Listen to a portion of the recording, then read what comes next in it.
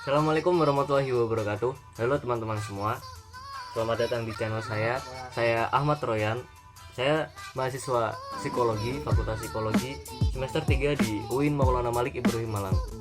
Di video kali ini saya akan menjelaskan apa sih itu tes proyeksi, tes non proyeksi, dan macam-macam dari kedua tes tersebut. Tes proyeksi adalah tes psikologi yang menilai kepribadian individu dari stimulus ambigu. Stimulus ambigu tersebut bisa berupa bercak tinta, gambar, foto yang ambigu. Sedangkan untuk tes non proyeksi adalah kebalikan dari tes proyeksi sendiri, yaitu mengukur kepribadian individu dengan stimulus yang tidak ambigu, dengan stimulus yang nyata seperti menggunakan lembar jawaban dan lain-lain. Oke, langsung saja kita ke macam-macam tes proyeksi dan non proyeksi.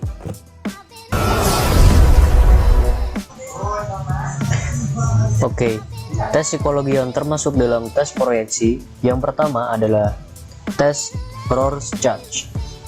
Tes ini merupakan tes psikologi di mana persepsi subjek dari inputs dicatat dan kemudian dianalisis dengan menggunakan psikologis interpretasi, kompleks algoritma, atau keduanya. Beberapa psikolog menggunakan tes ini untuk memeriksa karakteristik kepribadian dan fungsi emosional seseorang. Tes ini dinamai menurut penciptanya, yaitu psikolog Swiss Hermann Rorschach pada tahun 1921.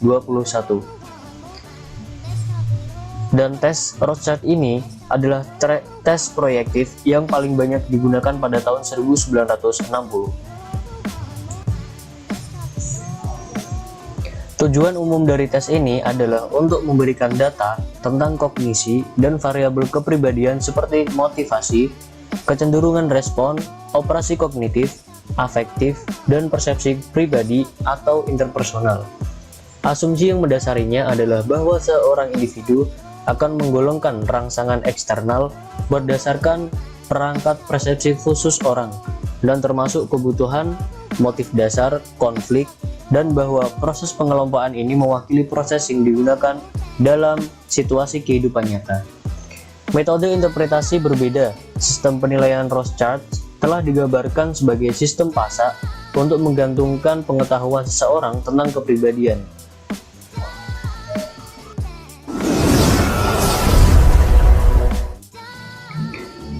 Macam-macam tes proyeksi yang kedua adalah tes Baum. Baum tes atau yang lebih dikenal dengan tree test atau tes pohon adalah tes kepribadian yang dikembangkan oleh Carl Koch yang kemudian dipublikasikan pertama kali pada tahun 1959. Dalam tes ini, peserta tes diminta untuk menggambar sebuah pohon. Perintah menggambar pohon ini bisa bervariasi. Ada kalanya diminta menggambar pohon tertentu seperti pohon apel, pohon mangga, dan lain-lain, pohon tanpa buah, pohon merambat, pohon besar, ataupun sebuah pohon dengan kriteria yang diinginkan penguji. Namun, rata-rata peserta tes dibebaskan untuk menggambar pohon apapun yang berbatang kayu dan memiliki dahan. Gambar pohon yang dilarang biasanya dicantumkan dalam soal seperti bambu, tebu, pisang, kelapa, dan semak atau rerumputan. Fungsi atau tujuan dari tes ini adalah untuk menilai karakter dan kepribadian seseorang. Hal ini dapat diketahui dari bentuk gambar, kelengkapan gambar, kerapian, cara menggambar, dan dari aspek-aspek lainnya. Tes proyeksi yang ketiga adalah tes HTP atau bisa disingkat tes House Theory Person. Tes ini merupakan salah satu tes grafis atau drawing test, yaitu tes menggambar yang dapat mengungkap kepribadian individu dan latar belakang keluarga melalui teknis proyektif. Asesmen psikologi perilaku kriminal remaja bertujuan melakukan identifikasi faktor penyebab munculnya tindakan kriminal dari aspek tersebut. Tes HTP atau House Theory Person ini dibuat pertama kali oleh John N.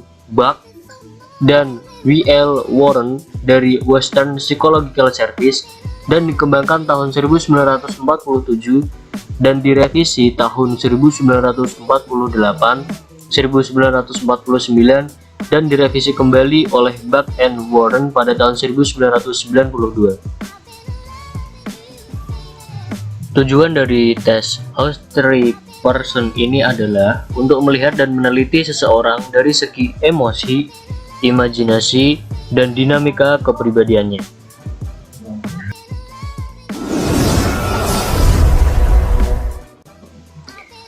Tes proyeksi yang keempat adalah tes TAT atau Thematic Apperception Test.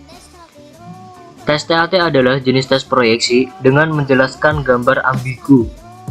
Metode ini populer dikenal sebagai teknik interpretasi gambar. Hingga kini, TAT merupakan salah satu uji kepribadian yang paling banyak digunakan secara klinis. Metode ini populer dikenal sebagai teknik interpretasi gambar. Tes ini berguna dalam mempelajari secara keseluruhan kepribadian seseorang, sehingga dapat menginterpretasi tingkah laku abnormal, penyakit psikosomatis, neuros, dan dapat digunakan untuk anak minimal usia 4 tahun kalau dimungkinkan.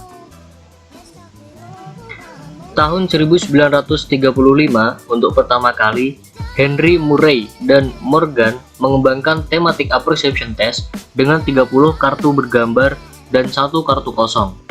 Tahun 1938, H.A. Murray mengadakan penelitian kembali terhadap TAT test yang digunakan untuk mengeksplorasi dinamika yang mendasari kepribadian, seperti konflik internal, dominance drive, minat, dan motif.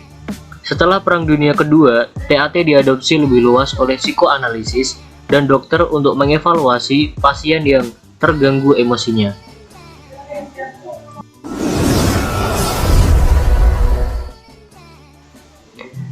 Tes proyeksi yang terakhir adalah tes Wartek. Tes Wartek adalah salah satu tes psikologi yang umumnya digunakan pada proses rekrutmen karyawan. Biasanya seleksi CPNS dan TNI Polri juga menggunakan tes ini.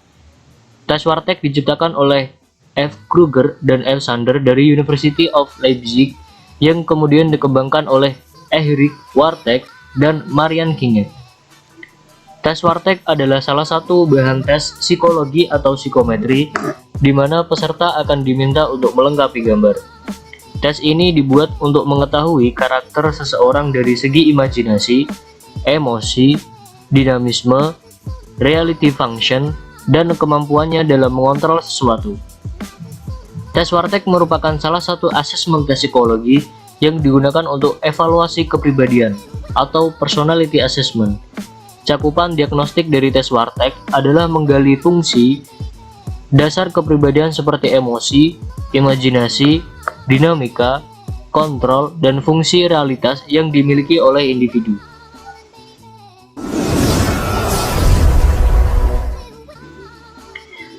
Masuk pada tes-tes macam-macam tes non-proyeksi. Yang pertama adalah tes Pauli dan Kraepelin. Tes-tes ini adalah jenis tes psikotes yang berisi susunan angka-angka untuk membentuk grafik. Tes ini seringkali digunakan dalam proses rekrutmen tenaga kerja baru di suatu perusahaan atau instansi. Nama Kraepelin diambil dari penemu jenis tes psikotes ini, yaitu Emilie Kraepelin yang merupakan seorang psikiater.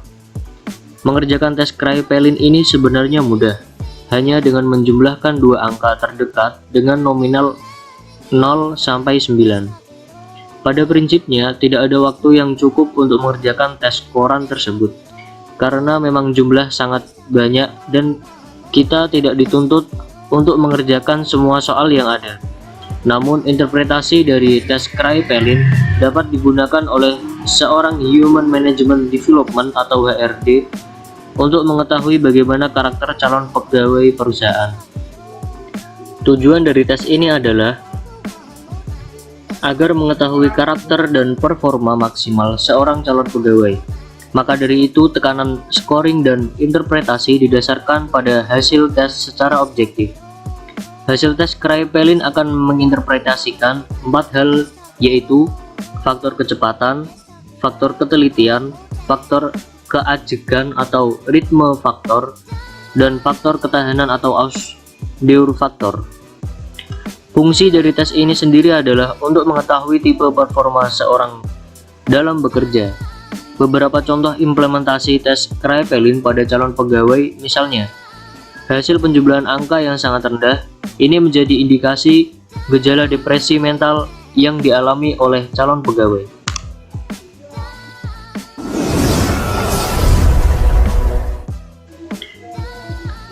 Macam-macam tes non-proyeksi yang kedua adalah tes WISE atau biasa disebut Wechsler-Bellevue Intelligence Score.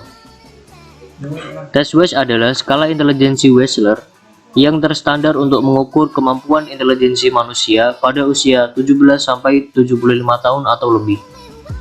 Tes ini disajikan secara individual dan tester harus memahami dan melakukan petunjuk manual. Dalam tes ini, aspek yang diukur adalah verbal dan performance. Pada awalnya, tes WISE ini adalah bernama tes WIBI atau Wechsler-Bellevue. Dan pada tahun 1955, tes ini diganti dengan nama The WISE atau Wechsler-Bellevue Intelligence Score yang direvisi kembali pada tahun 1981 dengan nama WISE-R dan direvisi kembali menjadi The WISE-3 pada tahun 1997. Item-item pada skala The WISE diambil dari variasi tes seperti pengalaman klinis dan dari proyek-proyek pilot. Item-item tersebut dipilih dengan dasar validitas empiris walaupun seleksinya didasari oleh Wechsler Theory of the Nature Intelligence. Revisi The WISE-R merupakan usaha untuk memodernisasi konten alat tes seperti informasi baru item subtes yang mengacu pada orang kulit hitam yang terkenal dan kepada wanita. Untuk mengurangi ambiguitas, untuk mengurangi pertanyaan-pertanyaan kontroversial, untuk memfasilitasi administrasi, dan menilai dengan tepat sesuai dengan perubahan dan pada manual. Pada tes WISE ini terdapat 11 subtes, di mana ada dua kategori subtes yaitu subtes verbal dan subtes performance. Subtes verbal terdiri dari 6 subtes dan performance terdiri dari 5 subtes. Tujuan dari tes WISE ini adalah mengukur kecerdasan atau tingkat IQ individu yang tergolong dalam gangguan psikiatrik serta mampu mendiagnosis gangguan yang diderita oleh klien psikiatrik.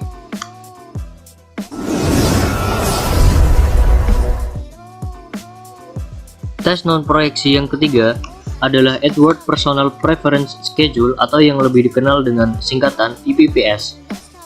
IPPS merupakan tes kepribadian yang bersifat verbal dengan menggunakan metode forced choice. Forced choice merupakan metode memilih salah satu di antara dua pernyataan pada setiap itemnya.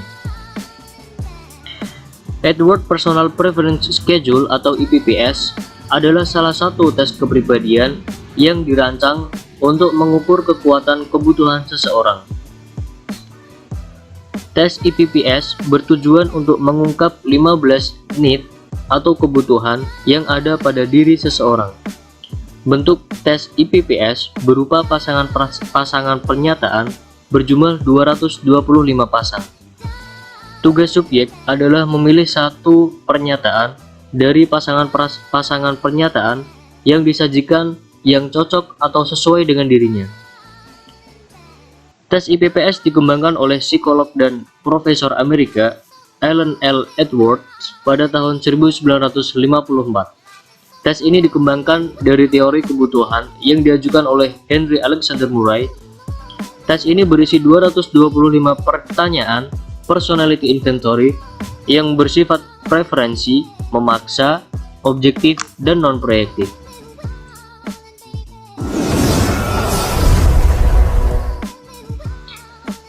Tes non-proyeksi selanjutnya yang keempat adalah tes MMPI atau Minnesota Multiphasic Personality Inventory. Tes MMPI adalah tes psikometri yang digunakan untuk mengukur psikopatologi orang dewasa di dunia. Tujuan dari tes ini adalah memberikan gambaran tentang dimensi-dimensi kepribadian dan psikopatologi yang penting dalam klinik psikiatri secara akurat. Tes MMPI merupakan tes psikologi untuk mengidentifikasi psikopatologi pada calon petugas. Tes MMPI biasanya terdiri dari 567 pernyataan yang perlu dijawab. Subjek akan diberikan lembar jawaban untuk mengisi benar atau salah untuk setiap pernyataan.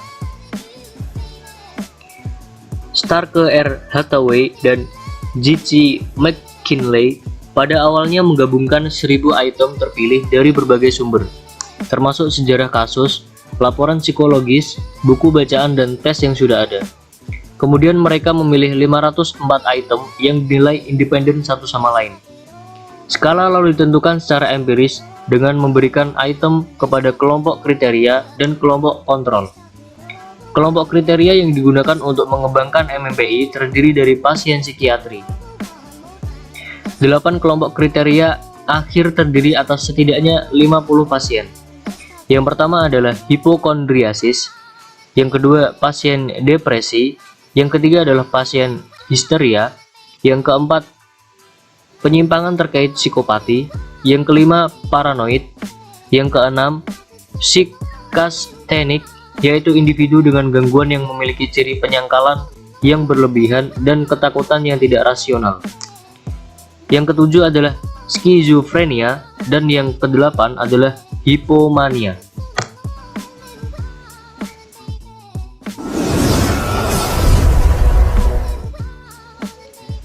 Tes non-proyeksi yang kelima adalah tes 16PF. Tes 16PF atau 16 Personality Factor adalah psikotes kepribadian yang dibuat oleh Raymond B. Cattell dengan tujuan memperoleh gambaran kepribadian seseorang baik yang normal ataupun normal bermasalah atau ODMK, orang yang dengan masalah kesehatan jiwa, maupun yang abnormal maupun disabilitas secara psikososial dan fisik. Tes 16PF digunakan untuk umur 16 tahun ke atas dan yang kini dipakai di Indonesia merupakan hasil adaptasi dari 16PF internasional. Tes ini memiliki 6 bentuk A, B, C, D, E, dan F dengan total jumlah soal 187 butir untuk subjek dengan latar belakang akademis tinggi. Paling sering dipakai adalah 16PF Form C yang paralel dengan Form D dengan jumlah soal sebanyak 105 butir. Form E digunakan untuk orang yang memiliki gangguan pendidikan dan membaca. 16PF banyak digunakan untuk proses mengukur kepribadian penerimaan mahasiswa baru, tes masuk S2, tes kenaikan, atau yang lain. Meskipun tes 16PF banyak dipakai mengukur kepribadian normal, psikotes tersebut sering dimanfaatkan untuk bidang konseling dan klinis karena kemampuannya memberikan gambaran keseluruhan dan mendalam terhadap diri seseorang, termasuk kelebihan dan kelemahannya.